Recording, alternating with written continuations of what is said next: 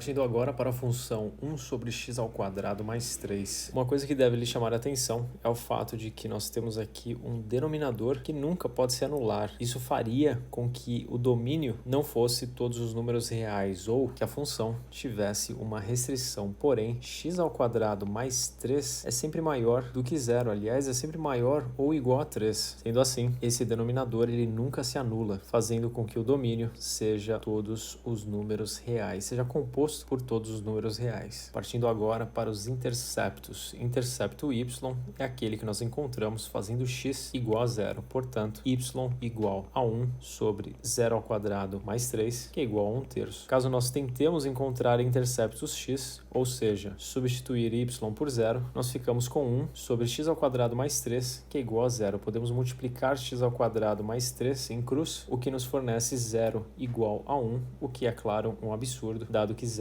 é diferente de 1. Portanto, não existem interceptos x. É isso que essa afirmação falsa, 1 igual a 0, está nos dizendo. Analisando agora a simetria, se nós encontrarmos que f de menos x é igual a f de x, nós teremos uma função par, ou seja, simétrica com relação ao eixo y. Se nós encontrarmos f de menos x igual a menos f de x, teremos uma função ímpar. E se nada disso ocorrer, nós teremos uma função que não é nem par nem ímpar. Substituindo menos x no lugar de x, nós ficamos com menos x ao quadrado mais 3 no denominador, sendo que nós temos 1 no numerador, e menos x ao quadrado é o mesmo que x ao quadrado. Portanto, nós temos exatamente a mesma expressão inicial, dado que f de menos x é igual a f de x, ou seja, a função encontrada é a mesma, nós temos uma função par simétrica com relação ao eixo y. Analisando agora assíntotas. Nós não temos nenhuma assíntota vertical, dado que nós não temos nenhuma descontinuidade no domínio, porém, nós podemos encontrar assíntotas horizontais. Se esse for o caso, o limite para x tendendo a menos infinito, ele será igual a um número,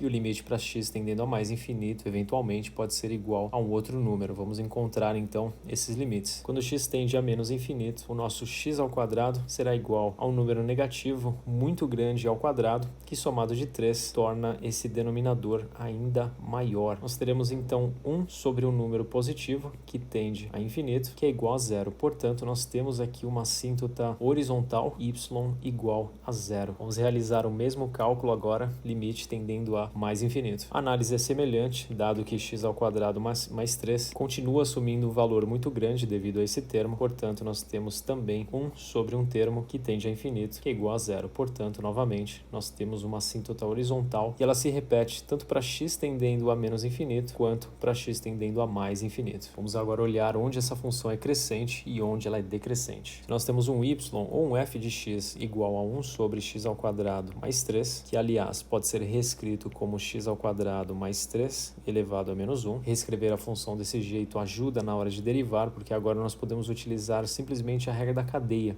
e não a regra do quociente. Nós ficamos com f' de x, que é igual, tombamos o expoente, menos 1, copiamos a função de dentro, subtraímos 1 no expoente, e multiplicamos a função obtida até agora pela derivada de x ao quadrado mais 3, ficando assim com 2x aqui do lado de fora. Portanto, a nossa derivada é igual a menos 2x, x ao quadrado mais 3 elevado a menos 2, que é o mesmo que menos 2x, x ao quadrado mais 3 ao quadrado. Nós vamos igualar essa derivada a zero para encontrar eventuais pontos críticos. Temos aqui menos 2x, x ao quadrado mais 3 ao quadrado, igual a zero. Multiplicamos aqui 0 por x ao quadrado mais 3 ao quadrado, ficando somente com 0 do lado direito. E assim nós encontramos um ponto crítico, x igual a zero. Fazendo o estudo dos sinais da primeira derivada, lembrando que ela é igual a menos 2x sobre x ao quadrado mais 3 ao quadrado, temos aqui o nosso ponto crítico. Nós vamos colocar, por exemplo, os números menos 1 e 1 positivo na nossa derivada e encontrar os sinais dessa função nesse ponto. Nós ficamos aqui com menos 2 vezes menos 1 ao quadrado, que é igual a 1,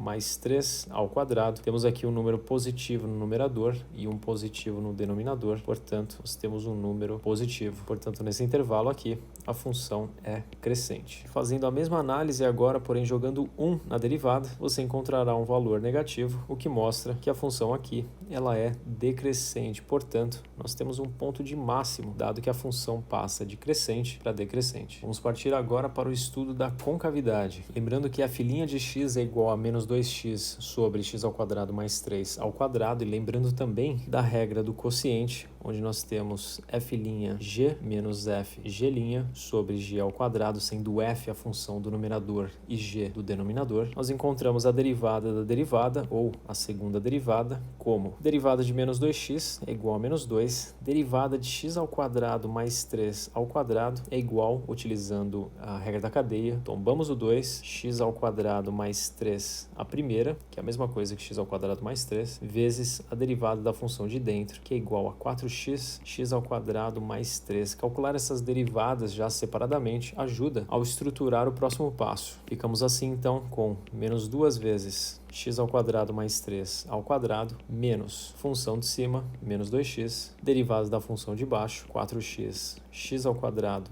mais 3, sobre x ao quadrado mais 3 ao quadrado, que é a mesma coisa que x ao quadrado mais 3 à quarta. Nós igualamos a segunda derivada a zero para encontrar eventuais pontos de inflexão. Multiplicando x ao quadrado mais 3 à quarta por zero, nós ficamos somente com o numerador, menos 2 vezes x ao quadrado mais 3 ao quadrado, menos 2x mais 2x, vezes 4x, x ao quadrado mais 3 a primeira, tudo isso igual a zero. Podemos colocar x ao quadrado mais 3 em evidência, ficando assim com menos 2 vezes um termo, x ao quadrado mais 3, dado que aqui nós tínhamos 2, mais 8x ao quadrado, produto de 2x e 4x, que é igual a zero. Ou nós temos x ao quadrado mais 3 igual a zero, o que não tem solução, dado que x ao quadrado igual a menos 3 é uma equação que não tem solução nos números reais. Ou então, menos 2 vezes x ao quadrado mais 3 mais 8x ao quadrado é que é igual a zero. E aqui nós temos menos 2x ao quadrado, menos 6, mais 8x ao quadrado, que é igual a zero, 6x ao quadrado, que é igual a 6, portanto x é igual a mais e a menos 1. Vamos então montar um varal com os sinais da segunda derivada. Temos aqui o nosso varal de sinais e lembrando que essa é a expressão da segunda derivada, a expressão gigantesca aqui. Nós podemos encaixar os valores ou substituir os valores 0, 2 e menos 2 em x na expressão da segunda derivada. Começando pelo mais fácil, f duas linhas de 0